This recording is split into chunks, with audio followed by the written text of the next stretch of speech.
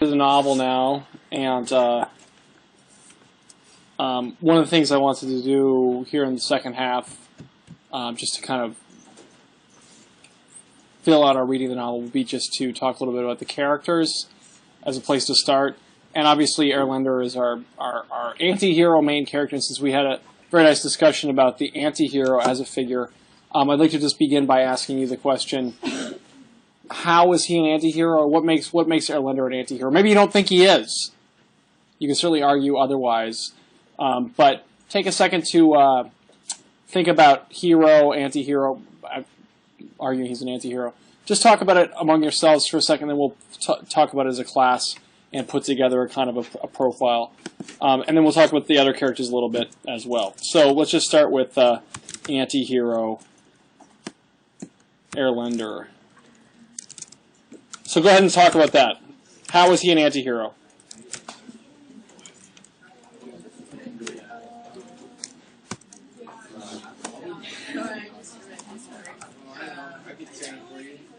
He generally did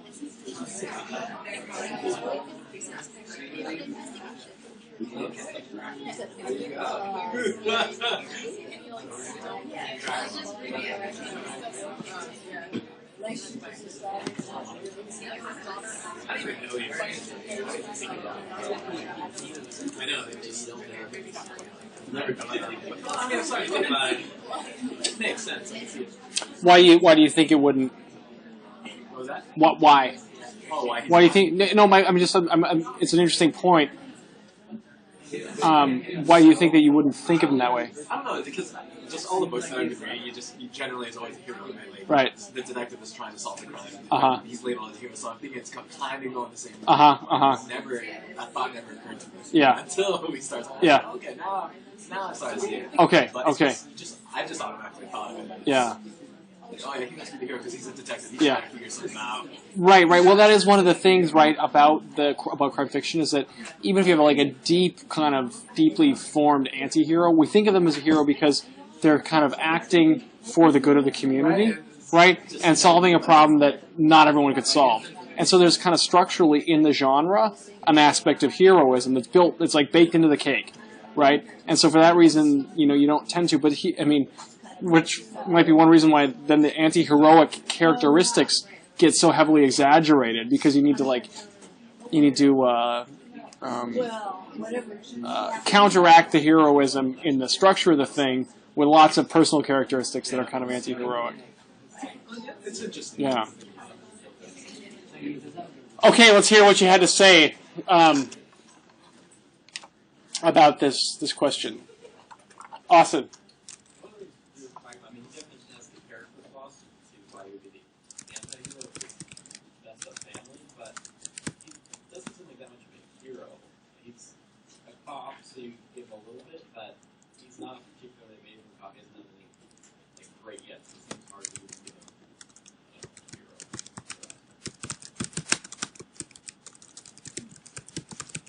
Right, that's one of the things that it doesn't. I think we get a couple moments here. I mean, normal mundane. That like one of the things that is a theme over the course of these novels. He's always like eating bad food. I mean, this is something that is in a way familiar from Kurt Wallander, the kind of anti-heroic investigator of Henning Mankell's novels. We didn't read one in class, but talked about it in the documentary we watched at the beginning of class. And Wallander, like, he's always eating like fast food and stuff like that. And then he gets diabetes over the course of this the series of novels and so forth. And his body is like kind of a metaphor for the social problems that he's investigating. But Erlender, he's like always going to like some I guess there's some gas station in Reykjavik where they have like kind of old-fashioned Icelandic food, like sheep's heads and so forth. And then he like goes there and picks this food up and then eats it at home and so forth. We see him like here warming something in the microwave or whatever. But it's very mundane, right? Who hasn't eaten a meal out of the microwave or whatever?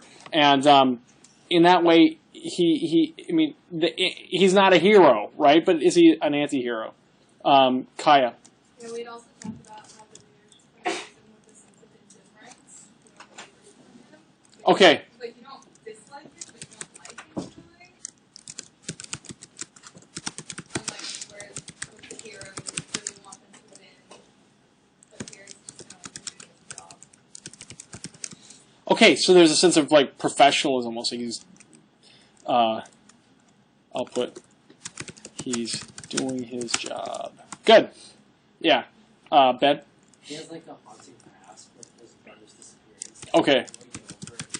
Talk about it, even with his own daughter. And kind of relating to that, his daughter has like a drug habit. Right. And he doesn't have a good relationship with her.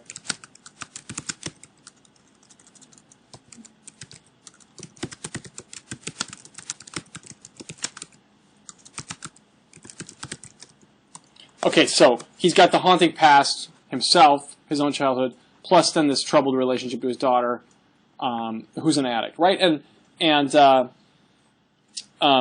know, I mean, I think when people talk about addiction, they usually say it's not sort of just a one-person deal, right? But it's part of a family often part of a set of family dynamics, and you know, so we can't sort of lay the addiction at his feet, but certainly see him as a part of.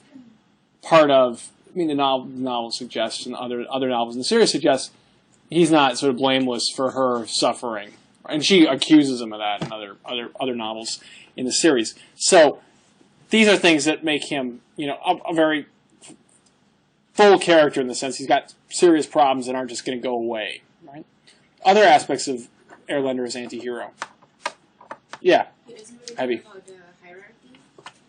So there was a part where there were some detectives basically assigned already to find out about Elias, but he basically went back to find out more. Okay, so he doesn't care about sort of hierarchy. The police, of course, are a paramilitary organization in a way with rank and so forth, and orders and chains of command and that kind of thing. And he doesn't seem to like care that much about following protocol within that system. And we don't that's insubordination, right? We don't think of that as an admirable characteristic necessarily. Other aspects people noted. To what extent are the characters in the novels that we've read in the class anti-heroes? Are they all anti-heroes? Are they all heroes? They're not all heroes, obviously. But just take a second. I'd like to just step back from this novel for a moment before we continue with it, and just compare and contrast. You know, who are the anti-heroes here, and to what extent is the anti-hero the main figure in these novels? That's the question I'd like you to think about. To what extent is the anti-hero the main character, or the main figure here in the novels we've read in this class? Take a second to talk about that together, and we'll then hear.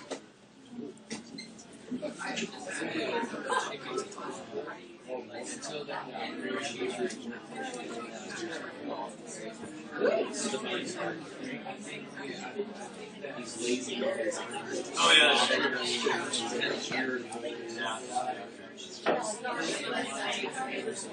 He just has such a good sense of.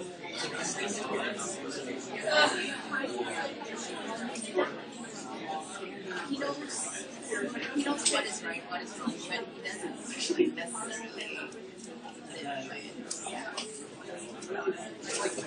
Maybe it's just like it's like nearly when he's really close to the tail. If he was really like he didn't sleep. You know what I mean?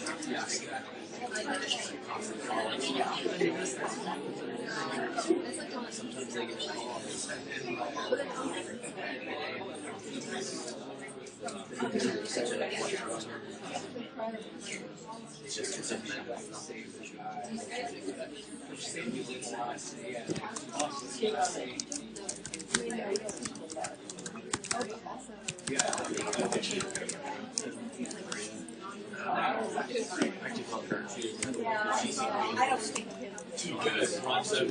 Okay, let's hear what you had to say. So, other anti-heroes are like, just kind of curious, like to what extent are our investigators anti-heroes? Charlie.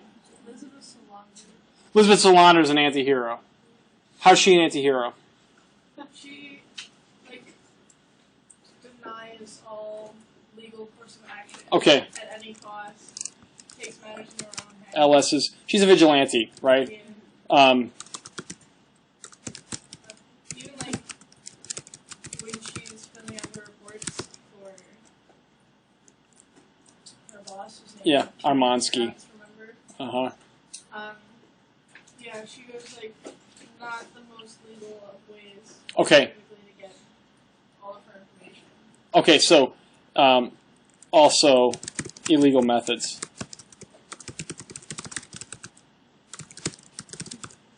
So everything, I mean, everything he's doing, right, is sort of against the norms, right?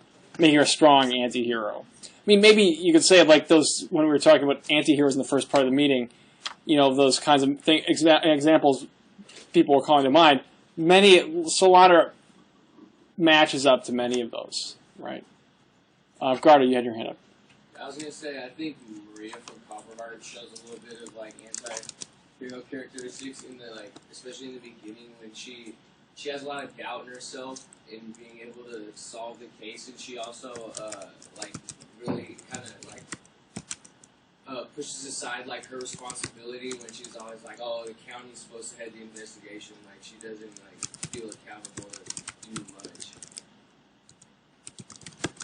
So again, this is an attitude one where there's like questions of self-confidence and sort of taking responsibility. Where she, in other words, again, this like the Joseph Campbell thing, right? She gets the call and she's like hangs up, right? Doesn't want to deal with the responsibility and the kind of so forth.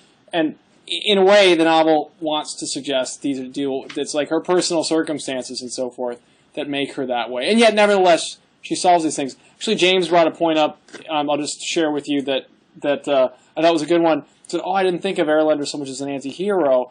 And I think part of that reason, or we were talking about it, part of the reason for that feeling, maybe other people had it too, is that in all of these novels, right, the real big task, right, is to tell the story of the crime. And part of the structure or part of the way the genre is built, right, is that the reader doesn't know the crime story and depends upon the investigator to reconstruct it and tell it to the reader. And so ultimately the investigator always has to be ahead of us, and the task is somehow bigger than we are. The reader, plays this game where could I step in and figure this out, or can I get ahead of the investigator and figure it out? But nevertheless, like the investigator is somehow greater than we are as readers because he or she is the one who ultimately solves it, right? And so it's kind of like baked in that there's a heroic function to the investigator. And so in a way you don't think of them as an anti-hero because you might not right away, just because your expectation for the genre is that this person's going to solve it. They're the one who's going to figure it out. And in contrast, you could say that's why these anti-heroic features get put so far into the foreground, because you need to drag down that hero from the function and make them sort of a person. And I think that's something that really is prominent in Scandinavian crime fiction. They're really trying to make them kind of mundane people who are struggling with the same kinds of things that everyone else is, rather than emphasizing the heroic aspects in a kind of a, like a Tom Clancy way or something like that, where it's not only that they're solving something that we couldn't solve, but they're better than us in all these different ways. Other comparisons to stuff material from the course. Yeah, Tao. I think Carl in the last book was the Anthony. Carl, yeah. Because he's amazing, always complaining women, bringing out his partner and put on the couch, and then later on he's stashing the case, and then things like, Yeah, I mean, right, he's like lazy, he's a complainer, he's abusive to his people he works with and so forth. Very, pretty strong anti-heroic aspects to his character. Cassie?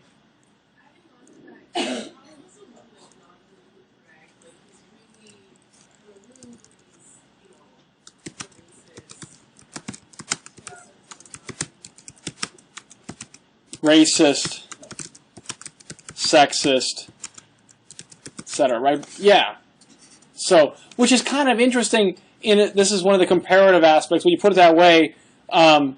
It makes me think a little bit like the racist hero, right? That there is a history of that kind of thing. The most famous example that comes to my mind, I'm not sure if I mentioned this class, is Griffith's famous 1915 film, Birth of a Nation, where it's like the first long-form narrative film, and so it's important in film history, and it's quite an amazing film in that way. But it's a story about the Civil War in the South, and it's kind of like an epic of American history in a way, Birth of a Nation after all. But the great hero is the Ku Klux Klan that comes to save the South from the evil African-American carpetbaggers after the war, right? And so Griffith was attacked for the racism, and, it's crazy to think about that, that kind of thing, but the racist hero, right, who's like protecting the white race in that film, or the white women, from these carpetbaggers, right? So, but that's, we think of that as like not okay. And that was even in 1915, even people were writing that to Griffith, and he was like, it's not a racist film, and so forth. But one of the things here is that shows you where Carl is in a way where it's okay to make those sorts of racist jokes is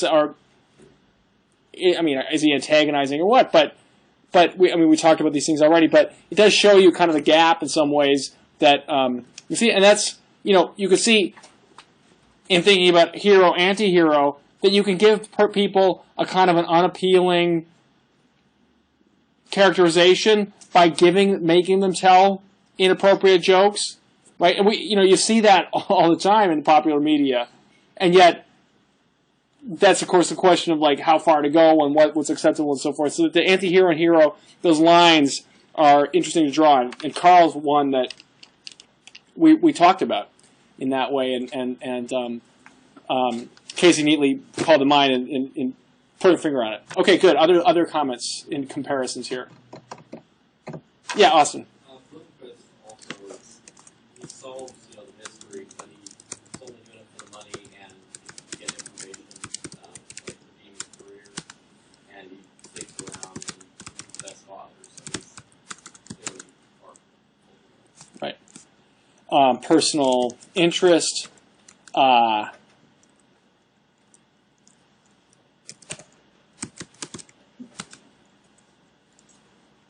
Sexual practices, we'll put, parenthood. When we put it that way too, it's one of these things where you see cultural differences as well in the way that the anti-hero gets drawn, where just thinking of like the kind of way in which he, you said he sleeps around. I wonder, do we read that in an American context as a kind of we recognize it as an anti-hero, but you might say you wouldn't find that kind of character in an American novel, for example, because there's different kinds of lines about where you've gone too far in in drawing the anti-hero. A little bit like some of the humor that Carl engages in, that it sort of crosses some lines that we wouldn't usually cross. Actually, I should just put as an aside, it's sort of interesting about The Girl with the Dragon Tattoo. One of the controversies about it was that the initial translator, this guy named Steve Murray, you'll notice his name is not in the book as the translator. The translator is a pseudonym, Reg Keeland. And the reason for that is that I know Steve, and he told me the story, that the editor went in and made all these changes that he didn't approve as like legitimately viable translations. And so he said, I'm not going to put my name on it.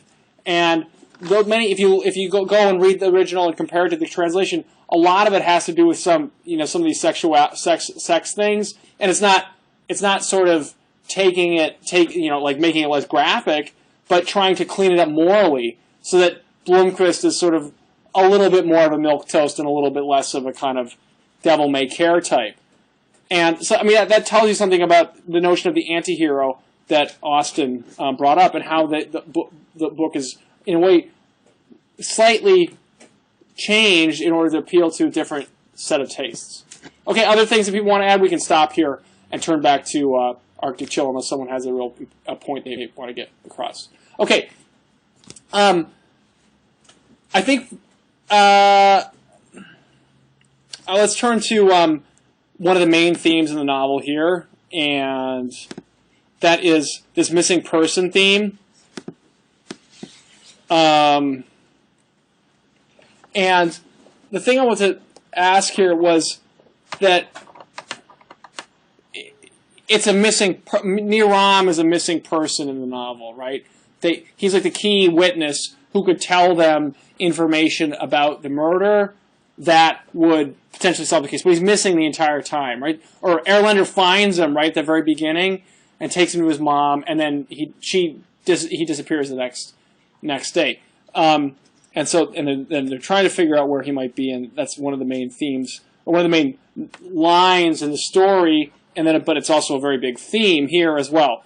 For example, there's this person that keeps calling Erlander, a woman who keeps calling Erlander, and she's missing, and there's a suspicion of pointed to the husband that we see in this particular scene right here. There's also the Erlander's own personal history, right? His brother was a missing person. The body was never found. It lost in a blizzard.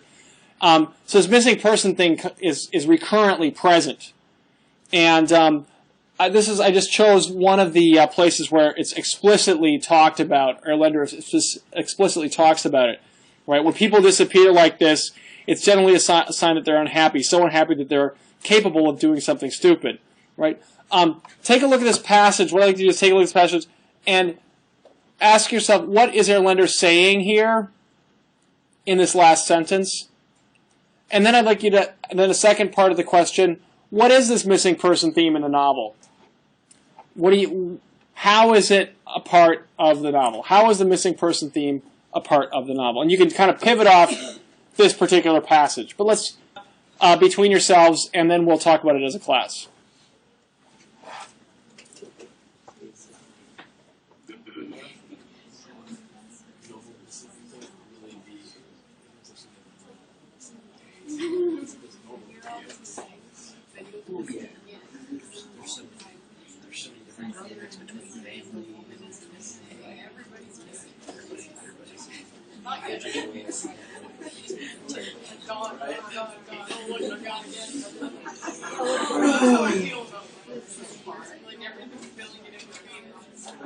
Oh my gosh, she was so unhappy.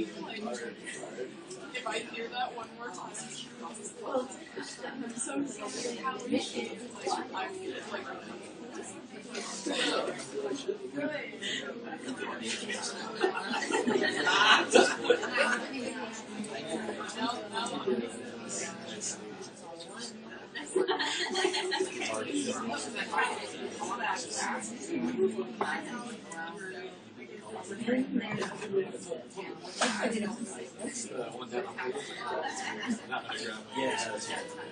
You like it. It's like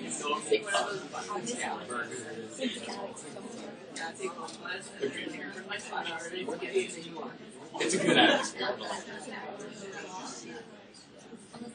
Just be wary of it. It's a skinny little. Just going downstairs. Like, you know what I mean? Like you would never. I do think they have this. And that guy's not happy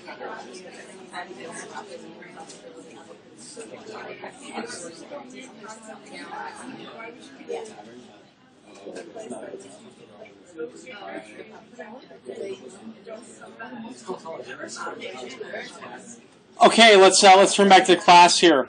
And the question was, how is this missing person? What's going on with this missing person theme that is so prominent in the novel? And I've given you one passage, but there's a ton of stuff you could talk about here. Any thoughts? Yeah, Kaya. we actually both finished the novel and we were just talking about how the last sentence is foreshadowing. We'll talk about that on Tuesday. Yeah. But yeah. it's like, I mean, that's actually I think that one of the things that about Andreasen's novels is they're a little bit more literary in a way than a lot of the other ones or other examples of Scandinavian crime fiction, because there's all these sorts of structural features to them, like parallelisms. That, there's the woman and the husband, and it's a missing person case, and then there's Erlender's past, and then, is Niram a missing person? How is he a missing person? That where some of the themes don't get developed overtly, but by resonations between these parallel stories, and that's a way to make you think and kind of develop, give the reader some space to think, rather than kind of, Larson tends to like beat you over the head, right? And it's a little more programmatic, you could say, where this is maybe a little more subtle, and as a result, one might argue a little more, perhaps, literary. You don't have to agree with that. Sarah? Yeah, I mean, besides just like agreeing with the stuff, there's a lot of like looking through the interview and like when they track down the old neighbor and stuff.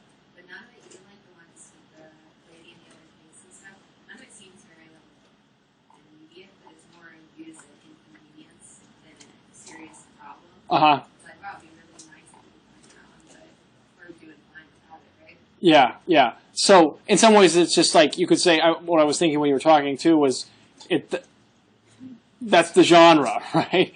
That they're always looking for people, and you got to delay it to create the tension, right? Are we going to find this person? What are they going to say? That builds the anticipation. So, in some ways, it's a statement of the obvious. Crime fiction's always about missing people. But I mean, I think here the counterpoint to that would be it really gets developed, and it's Erlender's past that makes it that develops it. Other thoughts here? Yeah, Ivy. One of the passage, I believe, it was between Erlander and Sigurdur saying that in Iceland, because there's such a high rate of suicide, people don't really see missing as in being odd. It's just missing because they committed suicide. So it's normal. Yeah, right. So this is one element there, that Iceland is supposed to has like a high suicide rate. And so, like here, it echoes here, right? I've never heard of a normal missing person case before, says Erlander, right? What does that mean? What's he talking about? I've never heard of a normal missing person case before. Casey?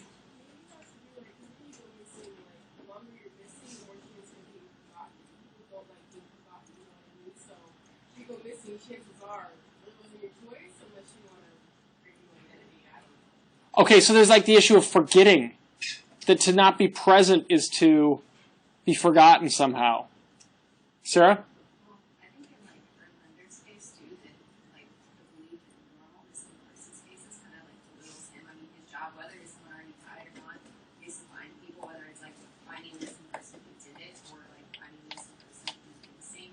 Like that's his job, so it should seem normal to him. Yeah, that he knows about missing people because that's what his job is. He when people go missing, he sets out to look for them and tries to find them. And what does that mean? It means he tries to learn their story, and be able to retell it.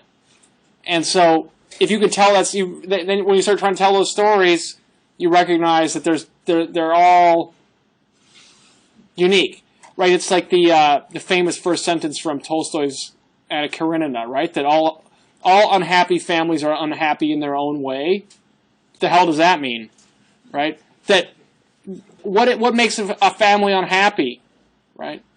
And how can they all be unhappy in their own way, right? I think one reading of that sentence is that there's like a basket of things you need to be happy in a family, and if one of those things is missing, the whole thing can kind of go off the rails, and that's where the conflict happens. But but it can be a lot of different things that are missing from the basket, and so the unhappiness can always come from something else, right? And yet, the unhappiness itself, that feeling, is the same. Right? I mean, it's just like when you think about your friend or someone you know is telling you about something in their past or like a problem at work. It's hard to understand sometimes how that can eat at a person, the person who's telling it, and yet, like for you, if you're the one, it's not, it sucks, right? You're unhappy about it, and it's on your mind, and it's bothering you, and you want to talk about it, but you start talking about it, someone's like, oh yeah, I'll take another beer, please, right? I mean, there's that sense of you just can't, that it's hard to understand the example. And in a way, Erlander is talking about that, right? That we can't understand other people's unhappiness, and yet, in a way, it's present and it helps explain the missing person aspect. That there's always that unhappiness, even if it varies from case to case to case to case. Gabrielle. Oh, I was just gonna say that like each case is different, so you can't just say like, oh, that's normal. Yeah, right. So if each case is different, and that it's another life tragedy. We're talking about people in each case who end up in this situation, and all of them have their own reasons, their own histories. A little bit similar a version of the point we were just exploring. So there's never a normal missing person case because there's always a life in question, right? So when people disappear, he says, right, it's generally a sign they're so unhappy. So is this a novel about, if it's a novel of missing people, is this a novel about unhappiness? Iceland's supposed to be like the happiest people in the world. If you've seen these surveys, the Scandinavian countries for some reason rank at the top, and if you go live there, they're like most dreary places. No one says hello and so forth. It's funny that Iceland would have this reputation or in surveys say it's very happy, but on this novel, it seems to people everyone's unhappy. Anyway, there's a connection. Okay, let me ask you another question about this missing person theme. Is Niram a missing person? How is Niram a missing person if he is? I'm sorry, I have a typo here at the beginning, but let me just offer as a before we look at that passage. Actually, think a little bit about that. So Niram is a missing person here, but I'd like you think about how is he a missing person in the novel? How is Niram a missing person in the novel? He's kind of the most prominent one throughout, right? They're trying to find him to find out information about, does he know about his brother's murder, etc., etc. How is he a missing person? Think about that for a few minutes, or talk about it for like a minute or two, and then we'll talk about it as a class.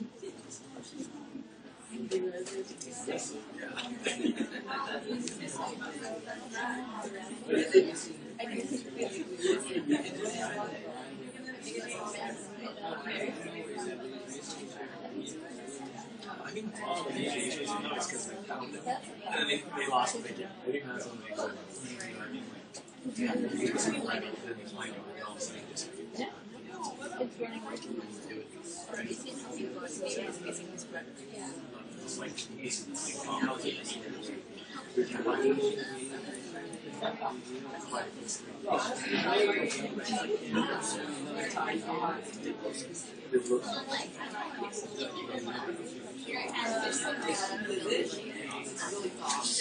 Oh my god!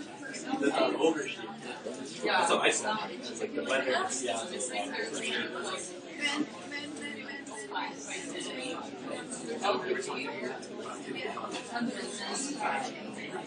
Because when I did Kendo, I got to call out what you're going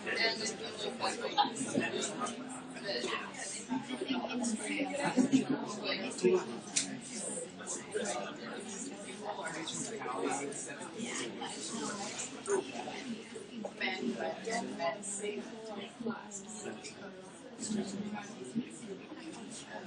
Okay, so talking about Niram as a missing person. Obviously, technically, he's like gone most of the novel, but in connecting to this bigger theme, any thoughts about that? Points? Yeah, Casey.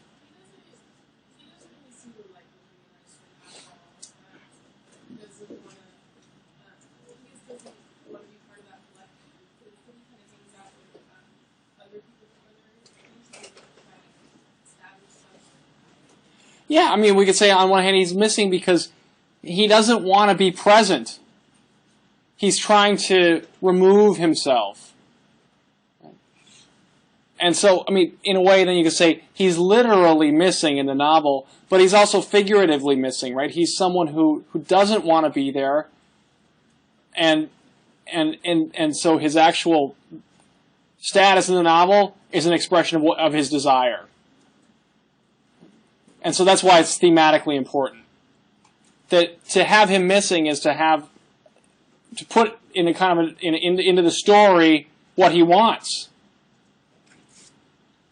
Other thoughts? Why is he so unhappy there?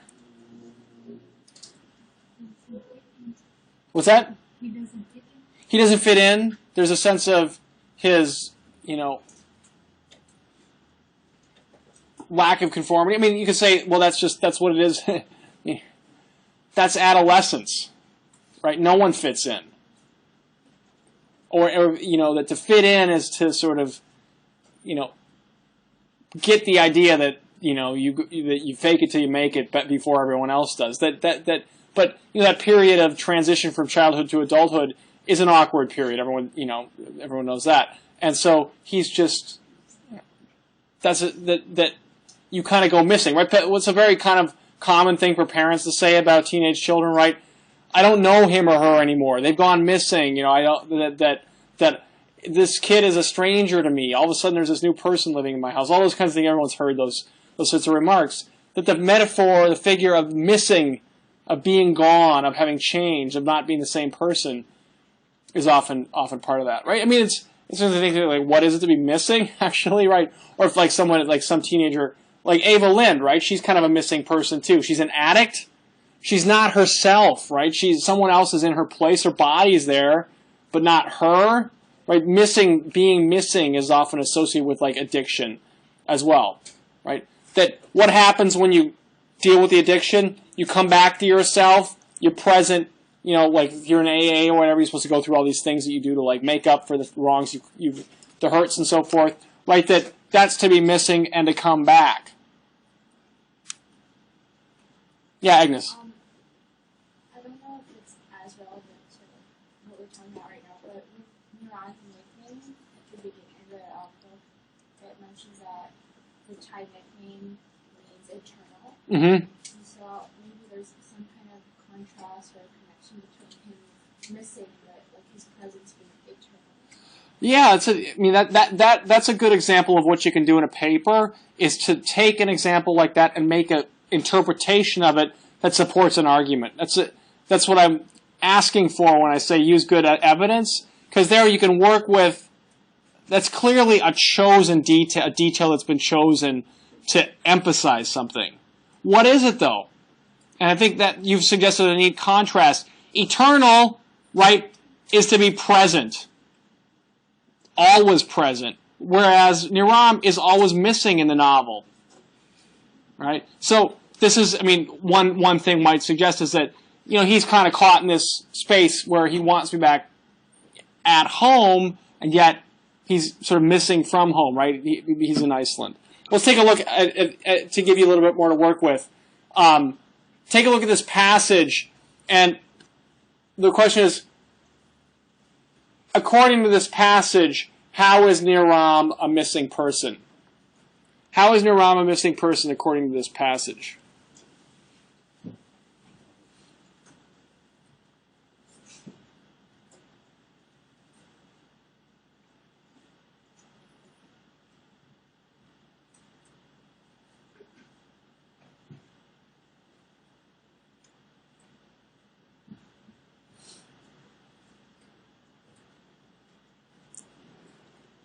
Take a second to visit with someone sitting next to you, and the question again was, how does this passage depict Niram as a missing person?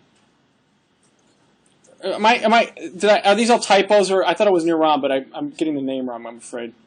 Anyway, I'm sorry.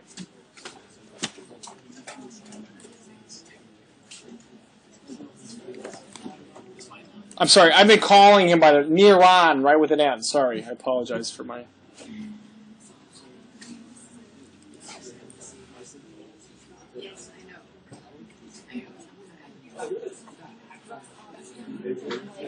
Ivy, did you say you know some Thai? Is Niran a common name? Never heard it? Your name is pretty long.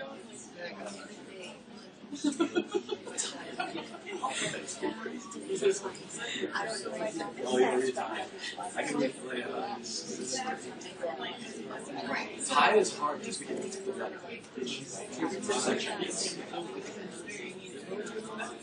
Good.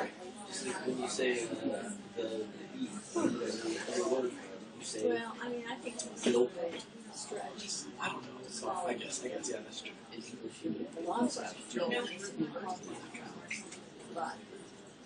Yeah, there's a moment, but like Chinese Italians everywhere. Okay, I see the time. We're running out of time here, so let's hear what people have to say.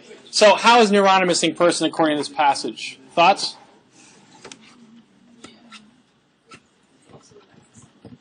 Charlie. He doesn't have a home, a metaphorical home. Okay, so he's homeless somehow. He does, and what does that mean? I mean, it's a metaphor, as you pointed out. A place, where you feel like you belong. What's your home? I mean, actually, it's interesting to think about a passage like this, right? Because you could argue that, in a way, the college student is homeless. You're like this transitional period where what's your home? It's the UW. Is the UW a home? Like, let's say you live in an apartment, or you live in a group house, you live in a Greek house, or wherever you live. Do you? What is that your home, or do you have like a?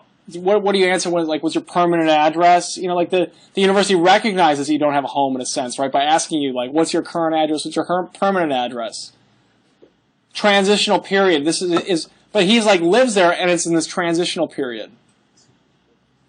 Tao. I think Neuron is doesn't have identity.